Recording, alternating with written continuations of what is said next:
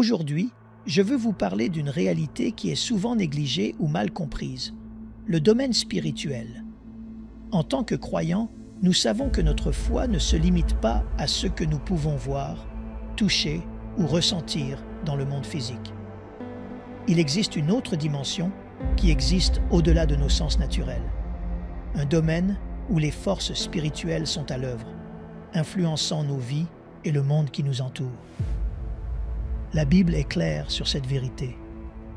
Dans Éphésiens, chapitre 6, verset 12, l'apôtre Paul écrit « Car nous n'avons pas à lutter contre la chair et le sang, mais contre les dominations, contre les autorités, contre les princes de ce monde de ténèbres, contre les esprits méchants dans les lieux célestes. » Ce verset nous rappelle qu'il y a une bataille invisible qui se déroule, une lutte cosmique entre le bien et le mal, entre le royaume de Dieu et le royaume des ténèbres. Mais pourquoi est-il important pour nous de comprendre ce domaine spirituel? Parce qu'en tant que disciples de Christ, nous ne sommes pas appelés à vivre nos vies dans l'ignorance ou la peur, mais dans la sagesse, le discernement et la foi. Nous devons être conscients des réalités spirituelles qui façonnent notre monde, afin de pouvoir y naviguer avec une perspicacité et une autorité divine. Dans cette vidéo, nous allons nous embarquer dans un voyage à travers les pages de l'Écriture, explorant ce que la Bible révèle sur le domaine spirituel. Nous examinerons la nature et la réalité des êtres spirituels, à la fois bons et mauvais, et comment ils opèrent dans le monde invisible. Nous examinerons les façons dont ces forces spirituelles peuvent avoir un impact sur nos vies, de la tentation et de la tromperie à l'oppression et à la guerre spirituelle. Et surtout, nous découvrirons comment nous pouvons rester fermes face à ces défis, équipés de la vérité de la parole de Dieu et de la puissance de son esprit. Avant toute chose, nous devons comprendre que Dieu lui-même est esprit. Dans Jean chapitre 4, verset 24, Jésus déclare « Dieu est esprit, et il faut que ceux qui l'adorent en esprit et en vérité. » Cela signifie que Dieu n'est pas confiné dans un corps physique ou limité par les contraintes du monde matériel. Il est l'être spirituel suprême qui transcende toutes les dimensions et tous les domaines. En tant que créateur de toutes choses, Dieu a créé non seulement l'univers physique, mais aussi le domaine spirituel. Ce domaine est peuplé d'êtres spirituels appelés anges. La Bible fait de nombreuses références à ces créatures majestueuses, comme dans le psaume 148, verset 2 et verset 5, où il est dit « Louez-le, vous tous ses anges, louez-le, vous toutes ses armées, qu'ils louent le nom de l'Éternel, car il a commandé, et ils ont été créés. » Colossiens chapitre 1, verset 16 affirme également que par Christ, tout a été créé dans les cieux et sur la terre, les choses visibles et les choses invisibles, trône, dignité, domination, autorité. Tout a été créé par lui et pour lui. Les anges sont des êtres réels, puissants et intelligents qui servent Dieu et accomplissent ses desseins. Cependant, tous les êtres spirituels ne sont pas bienveillants. La Bible révèle que certains anges, menés par Satan, se sont rebellés contre Dieu et sont tombés de leur position originelle. Ces anges déchus sont maintenant connus sous le nom de démons. Apocalypse, chapitre 12, versets 7 à 9, décrit cette rébellion cosmique. « Et il y eut guerre dans le ciel. Michel et ses anges combattirent contre le dragon. Et le dragon et ses anges combattirent, mais ils ne furent pas les plus forts, et leur place ne fut plus trouvée dans le ciel. Et il fut précipité, le grand dragon, le serpent ancien, appelé le diable et Satan, celui qui séduit toute la terre. Il fut précipité sur la terre, et ses anges furent précipités avec lui. » Les démons sont des entités spirituelles réelles qui s'opposent à Dieu et cherchent à nuire et à tromper l'humanité. À la suite de cette rébellion, il y a maintenant une bataille spirituelle permanente entre le bien et le mal, entre Dieu et ses anges et Satan et ses démons. Cette bataille n'est pas toujours visible à l'œil humain, mais elle fait rage constamment dans le domaine invisible. Nous en avons un aperçu dans Daniel chapitre 10, où le prophète Daniel reçoit une vision et où un messager angélique explique la guerre spirituelle qui avait entravé ses prières. Daniel chapitre 10 versets 12 à 14 dit « Il me dit, Daniel, ne crains rien, car dès le premier jour où tu as eu à cœur de comprendre et de t'humilier devant ton Dieu, tes paroles ont été entendues, et c'est à cause de tes paroles que je viens. Le chef du royaume de Perse m'a résisté 21 jours. Mais voici, Michael, l'un des principaux chefs, est venu à mon secours, et je suis demeuré là auprès des rois de Perse. Je viens maintenant pour te faire connaître ce qui doit arriver à ton peuple dans la suite des temps. » Ce passage révèle la réalité des batailles spirituelles et l'implication des forces spirituelles, bonnes et mauvaises, dans les affaires des nations et des individus. Comprendre la réalité du domaine spirituel est crucial pour nous en tant que croyants. Cela nous rappelle qu'il y a plus dans la vie que ce que nous pouvons voir avec nos yeux physiques. Cela nous aide à reconnaître que nos luttes et nos défis peuvent avoir des racines spirituelles et que nous avons besoin de discernement et de ressources spirituelles pour les surmonter. Plus important encore, cela nous indique la puissance et l'autorité de Dieu, qui règne sur toutes choses, visibles et invisibles. Lorsque nous restons fermes dans notre foi et que nous mettons notre confiance en lui, nous pouvons avoir la certitude qu'aucune force spirituelle ne peut finalement prévaloir contre nous, car celui qui est en vous est plus grand que celui qui est dans le monde. Première épître de Jean chapitre 4 verset 4. Maintenant que nous avons établi la réalité du domaine spirituel, considérons comment il affecte notre vie quotidienne. La Bible indique clairement que les forces spirituelles peuvent influencer tant les individus que des nations entières. Dans Daniel chapitre 10 verset 20, un messager angélique dit au prophète « Maintenant je m'en retourne pour combattre le chef de la Perse, et quand je partirai, voici, le chef de Javan viendra. » Ce verset suggère qu'il y a des entités spirituelles assignées à différentes nations, travaillant à façonner le cours de l'histoire humaine selon le plan souverain de Dieu. Sur le plan personnel, nous devons être conscients que Satan, l'adversaire de nos âmes, cherche activement à nous tenter, nous tromper et nous détruire. Première épître de Pierre, chapitre 5, verset 8, avertit « Soyez sobres, veillez. Votre adversaire, le diable, rôde comme un lion rugissant, cherchant qui il dévorera. » Le but de Satan est de voler, tuer et détruire. Comme Jésus l'a dit dans Jean chapitre 10, verset 10, « Le voleur ne vient que pour dérober, égorger et détruire. » Il utilisera tous les moyens nécessaires pour nous éloigner de Dieu et nous entraîner dans le péché, le désespoir et la destruction. L'une des façons dont Satan et ses démons opèrent est par l'oppression et la possession. La Bible rapporte des cas où des individus ont été envahis par des forces démoniaques, leur causant de grands tourments et angoisses. Dans Marc chapitre 5, versets 1 à 20, Jésus rencontre un homme possédé par une légion de démons, vivant parmi les tombeaux et se coupant avec des pierres.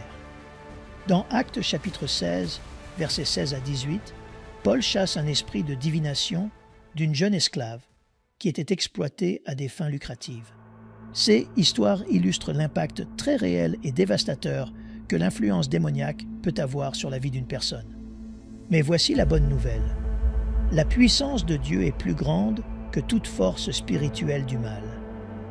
Première épître de Jean chapitre 4 verset 4 déclare « Vous, petits enfants, vous êtes de Dieu et vous les avez vaincus, parce que celui qui est en vous est plus grand que celui qui est dans le monde. » En tant que croyants, nous avons le Saint-Esprit qui vit en nous, nous donnant le pouvoir de résister et de surmonter les attaques de l'ennemi.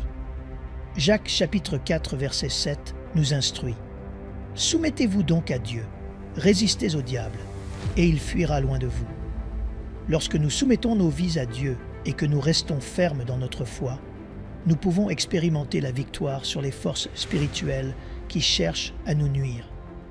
Il est important de noter que tous les défis ou les luttes auxquels nous sommes confrontés ne sont pas nécessairement le résultat d'une activité démoniaque.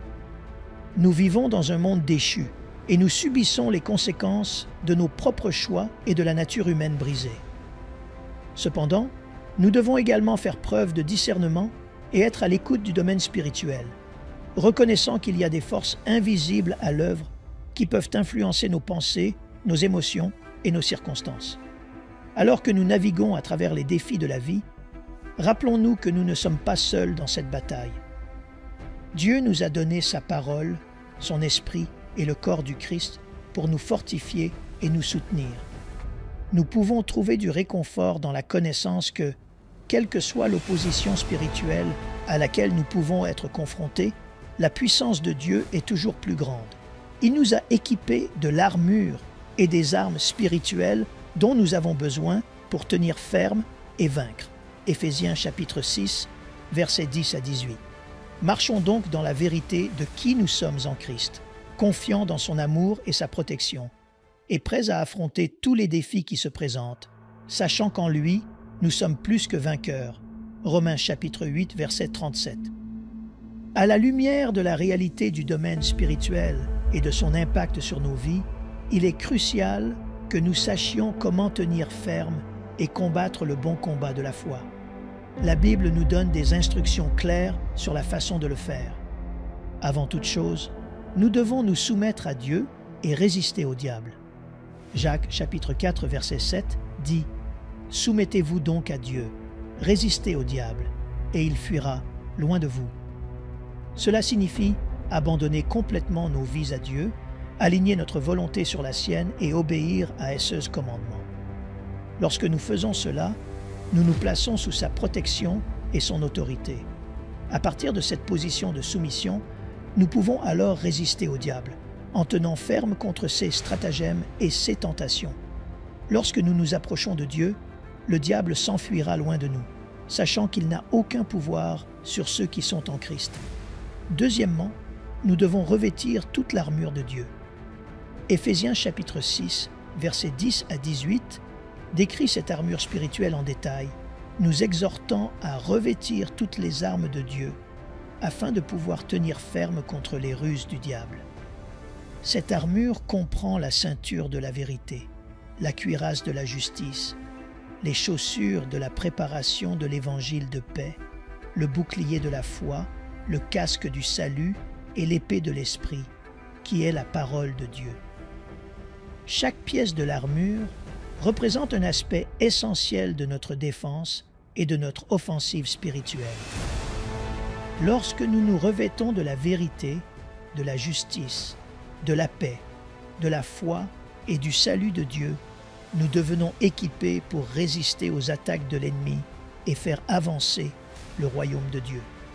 Troisièmement, nous devons utiliser les armes spirituelles de la prière et de la parole de Dieu. Deuxième épître aux Corinthiens, chapitre 10, versets 3 à 5 nous dit « Si nous marchons dans la chair, nous ne combattons pas selon la chair, car les armes avec lesquelles nous combattons ne sont pas charnelles, mais elles sont puissantes, par la vertu de Dieu, pour renverser des forteresses. Nous renversons les raisonnements et toute hauteur qui s'élève contre la connaissance de Dieu, et nous amenons toute pensée captive à l'obéissance de Christ. » La prière est notre ligne de communication directe avec Dieu, nous permettant de rechercher sa guidance, sa force et son intervention dans les batailles spirituelles auxquelles nous sommes confrontés. La parole de Dieu est notre arme offensive, capable de discerner les pensées et les intentions du cœur, Hébreux chapitre 4 verset 12, et de contrer les mensonges et les tromperies de l'ennemi. Lorsque nous prions avec ferveur et manions la vérité de l'Écriture, nous pouvons démolir les forteresses et captiver toute pensée qui s'élève contre la connaissance de Dieu.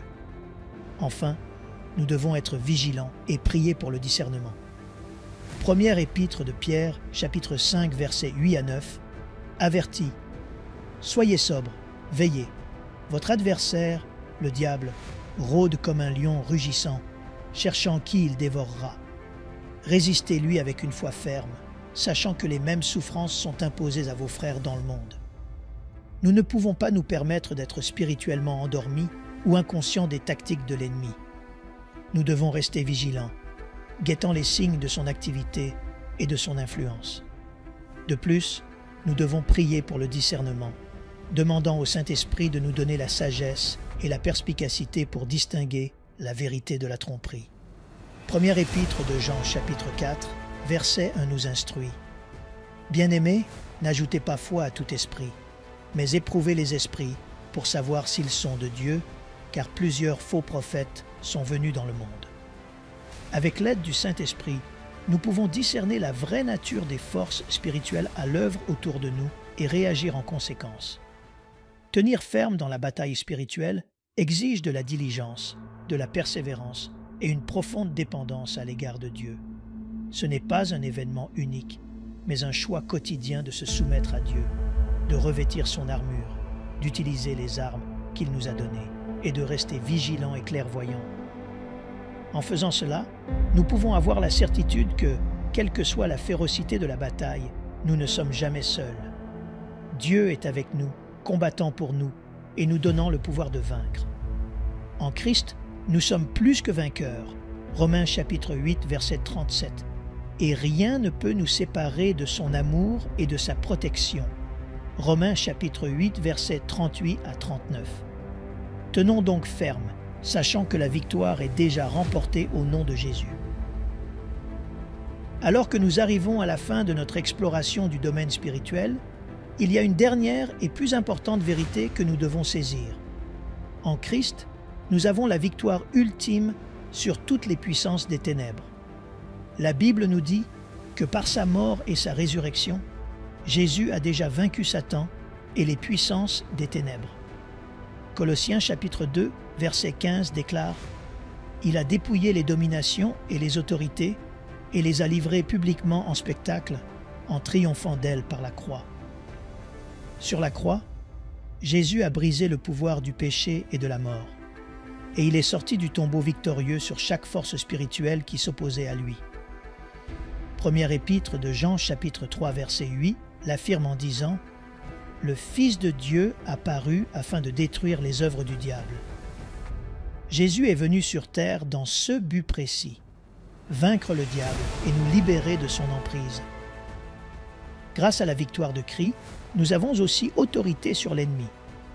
Dans Luc chapitre 10 verset 19, Jésus dit à ses disciples « Voici, je vous ai donné le pouvoir de marcher sur les serpents et les scorpions et sur toute la puissance de l'ennemi, et rien ne pourra vous nuire. » En tant que croyants, nous ne sommes pas impuissants face aux manœuvres de Satan. Nous avons reçu l'autorité en Christ pour résister au diable, chasser les démons et faire avancer le royaume de Dieu. Nous n'avons pas à vivre dans la peur ou l'esclavage, parce que celui qui vit en nous est plus grand que celui qui est dans le monde.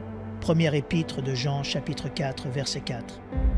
De plus, nous pouvons avoir la certitude que Dieu remportera la victoire finale sur le mal. Apocalypse chapitre 20, verset 10, nous donne un aperçu du sort ultime de Satan et de ses forces. « Et le diable qui les séduisait fut jeté dans l'étang de feu et de soufre, où sont la bête et le faux prophète. Et ils seront tourmentés jour et nuit, au siècle des siècles. Le mal n'aura pas le dernier mot. La justice de Dieu prévaudra, et chaque force qui s'est opposée à lui sera vaincue une fois pour toutes. Mais la bonne nouvelle ne s'arrête pas là.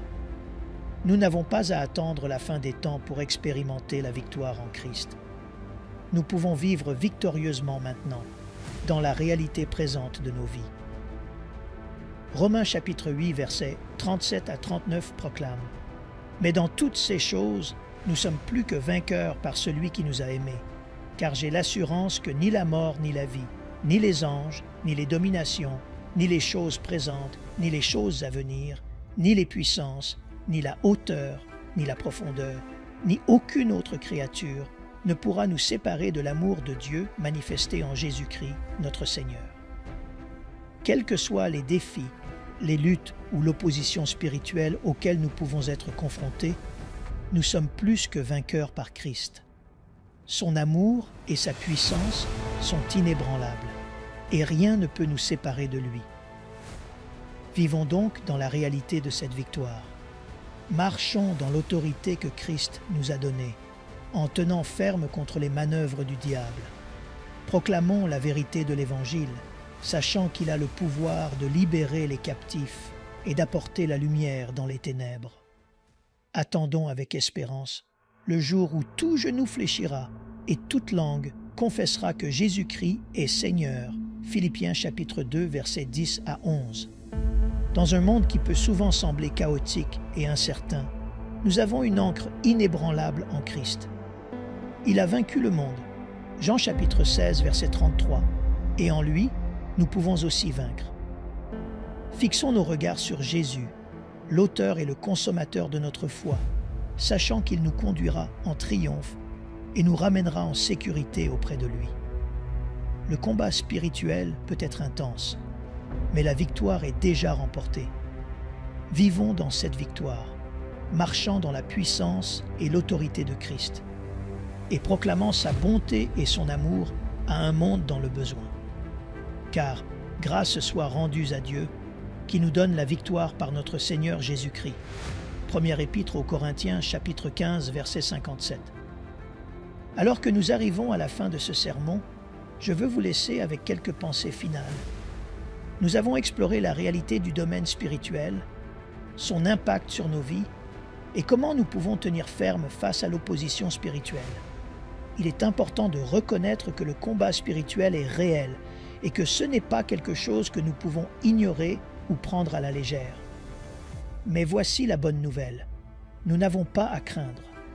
Lorsque nous mettons notre confiance en Christ et que nous restons fermes en lui, nous sommes du côté des vainqueurs. Jésus a déjà vaincu les puissances des ténèbres par sa mort et sa résurrection, et il nous a donné l'autorité de marcher dans cette victoire. Nous n'avons pas à vivre dans l'esclavage de la peur, de l'anxiété ou du désespoir, parce que celui qui vit en nous est plus grand que tout ce que nous pouvons affronter dans ce monde. Soyons donc conscients du domaine spirituel, mais ne soyons pas consumés par lui. Revêtons chaque jour l'armure de Dieu, en mettant la ceinture de la vérité, la cuirasse de la justice, les chaussures de la préparation de l'évangile de paix, le bouclier de la foi, le casque du salut et l'épée de l'esprit. Utilisons les armes de la prière et de la parole de Dieu pour tenir ferme contre les manœuvres de l'ennemi.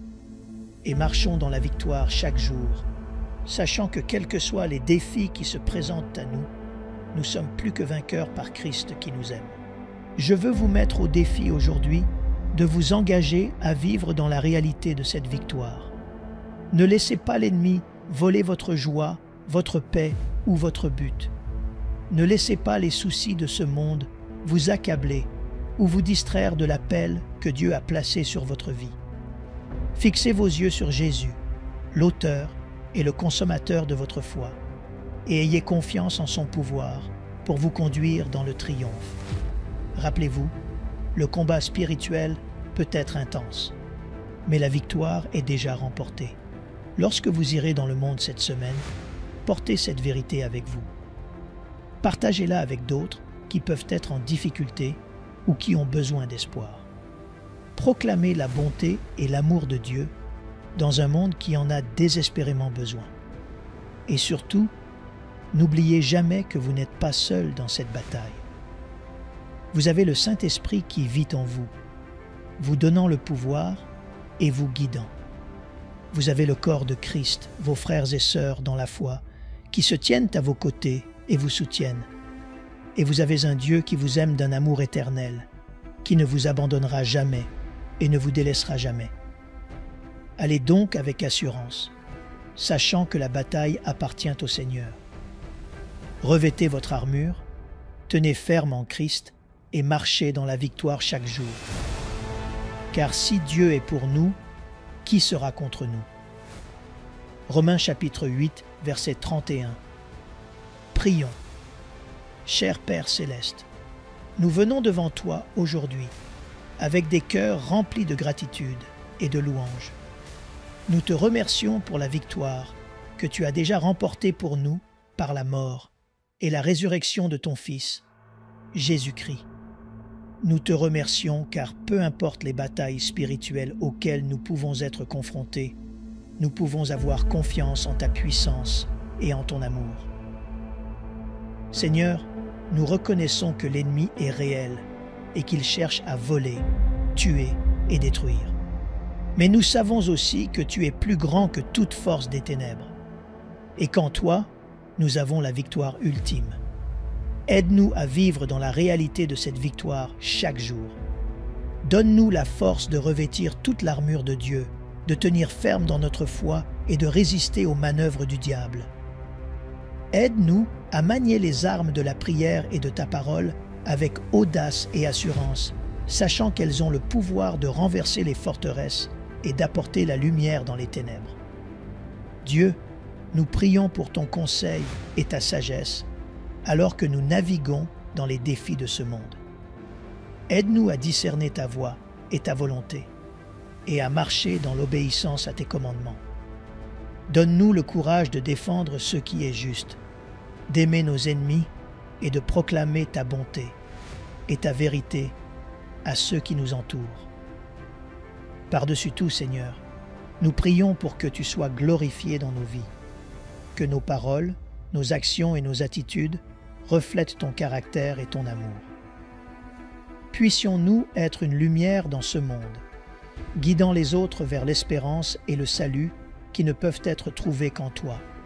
Nous te remercions pour la promesse de ta présence et de ta puissance, et nous avons confiance en ta capacité à nous conduire dans la victoire chaque jour. Au nom puissant de Jésus, nous prions. Amen.